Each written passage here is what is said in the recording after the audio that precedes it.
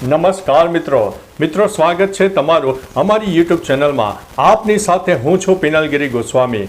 મિત્રો આજની વિડીયોમાં વાત થશે આજે તારીખ 19 માર્ચથી લઈને 31 માર્ચ સુધી ગુજરાતમાં કેવું રહેશે હવામાન, શું આવનારા દિવસોમાં ગરમી ભયંકર પડશે, શું છે ઠંડીની આગાહી, વરસાદની શક્યતા કેટલી છે, પવનનું પ્રમાણ કેટલું છે અને અંતે પ્રદૂષણની માત્રા કેટલા પ્રમાણમાં ગુજરાતમાં જોવા મળી શકે છે, તમામ પ્રકારના પરિબળો આ વિડીયોમાં જણાવવાના છે।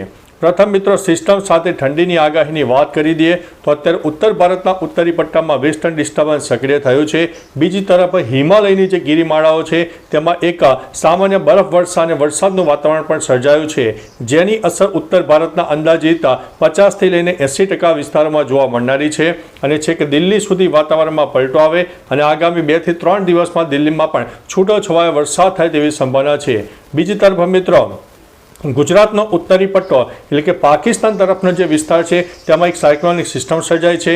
ઉત્તર ભારતના ઉત્તરી પટ્ટામાં વેસ્ટર્ન ડિસ્ટર્બન્સ સર્જાયું છે, જ્યારે બંગાળની ખાડીમાં એક એન્ટી સાયક્લોનિક સિસ્ટમ સર્જાયું છે જે એક વિપરીત હવાઓ પણ આપવાનું છે। એટલે મિત્રો તમામ પ્રકારના પરિબળો ઉપરાંત બંગાળની ખાડીનો સામાન્ય ભેજ પણ દક્ષિણ અને પૂર્વ ભારતના અનેક ભાગોને પ્રભાવિત કરશે, જેના ભાગરૂપે થઈને આગામી 2 દિવસમાં મધ્ય ભારતનો પૂર્વ તરફનો વિસ્તાર ઉપરાંત પૂર્વ ભારતના વિસ્તારો અને ઉત્તર ભારતના પણ ઘણા ખરા વિસ્તારોમાં છૂટોછવાયો વરસાદ થાય તેવી સંભાવના છે। આ સમગ્ર જે વાતાવરણમાં ચેન્જીસ આવી રહ્યા છે જેના ભાગરૂપે થઈને ગુજરાતમાં આંશિક આપણને ગરમીમાં ચોક્કસથી રાહત મળવાની છે, કારણ કે back to back western disturbance સક્રિય થયા છે જેની અસર ગુજરાતને પણ જોવા મળી છે। એટલે કે સામાન્ય ઠંડકવાળા પવનો ગુજરાતને મળ્યા છે અને સાથે સાથે ગુજરાતમાં પવનનું પ્રમાણ વધારે છે, એટલે આપણને ગરમીથી ચોક્કસથી એક ઘણી બધી રાહત પણ મળી રહી છે।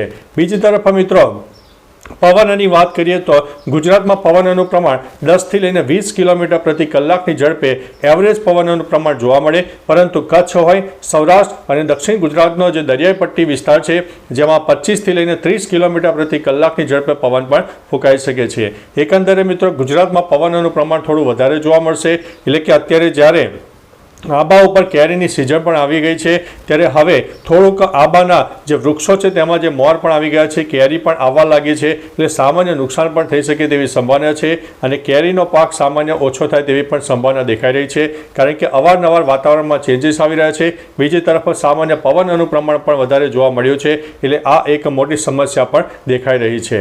હવે વાત કરીએ તો મિત્રો પ્રદૂષણની, અત્યારે ગુજરાતમાં દિન પ્રતિદિન દિલ્હીની જેમ હવામાં પ્રદૂષણની માત્રા વધી રહી છે, જેમાં એર ક્વોલિટી ઇન્ડેક્સ 80થી લઈને 180ની આસપાસ જોવા મળી રહ્યો છે। એટલે કે એક સંભવિત ખતરાવાળી શ્રેણીમાં પ્રદૂષણની માત્રા જોવા મળી રહી છે।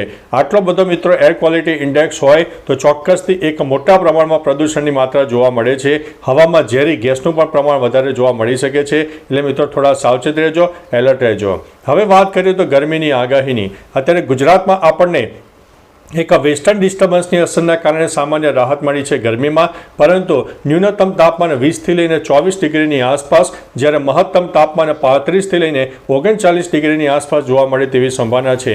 હજુ પણ મિત્રો આગામી તારીખ 22-23 તારીખ સુધીમાં બેક ટુ બેક સામાન્ય વેસ્ટર્ન ડિસ્ટર્બન્સ આવતા રહેશે, એટલે સામાન્ય આપણને ગરમીમાં રાહત થશે। એટલે એકદમથી ગરમીમાં જે ઉછાળો થવો જોઈએ તેવો ઉછાળો એકદમથી નહીં થાય। અત્યારે જે ગરમીનું મહત્તમ તાપમાન 37, 38, 39 ડિગ્રીની આસપાસ છે તે કદાચ વધીને 40, 41, 42 સુધી જઈ શકે છે, પરંતુ એકદમથી જમ્પ વાગે તેવી શક્યતા હાલ દેખાતી નથી। ઓવરઓલ મિત્રો માર્ચ મહિનામાં આપણને સામાન્ય ગરમીથી રાહત મળશે, થોડા ઘણા વિસ્તારોમાં હીટ વેવની શક્યતા લાગી રહી છે, પરંતુ ઓવરઓલ જોતા આપણને વેસ્ટર્ન ડિસ્ટર્બન્સ જે ધીમે ધીમે સક્રિય થઈ રહ્યા છે જેના ભાગરૂપે થઈને ગરમીમાં ચોક્કસથી આપણને આંશિક રાહત પણ મળવાની છે। બીજી તરફ મિત્રો મોડી રાત્રે વહેલી સવારે હજુ પણ કોઈ વિસ્તારમાં ઠંડકવાળું વાતાવરણ જોવા મળશે, જેના ન્યૂનતમ તાપમાન 19-20 ડિગ્રીની આસપાસ પણ પહોંચી જાય અને કોઈ વિસ્તારમાં તો હજુ સામાન્ય ધુમ્મસવાળું પણ વાતાવરણ જોવા મળે તેવી શક્યતા છે। એટલે મિત્રો ટૂંકુને ટચ શિયાળાની વિદાય થઈ ચૂકી છે, ઉનાળાની શરૂઆત થઈ રહી છે, પરંતુ અત્યારે જે ગરમીમાં આપણને રાહત મળી રહી છે તે એક અગત્યની વાત પણ કહી શકાય છે।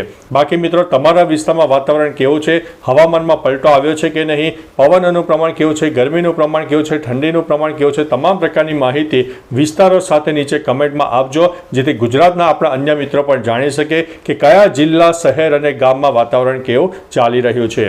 તો ચાલો મિત્રો ફરીથી એક નવી આગાહી લઈને મળતા રહીશું, ત્યાં સુધી અમને રજા આપશો। નમસ્તે।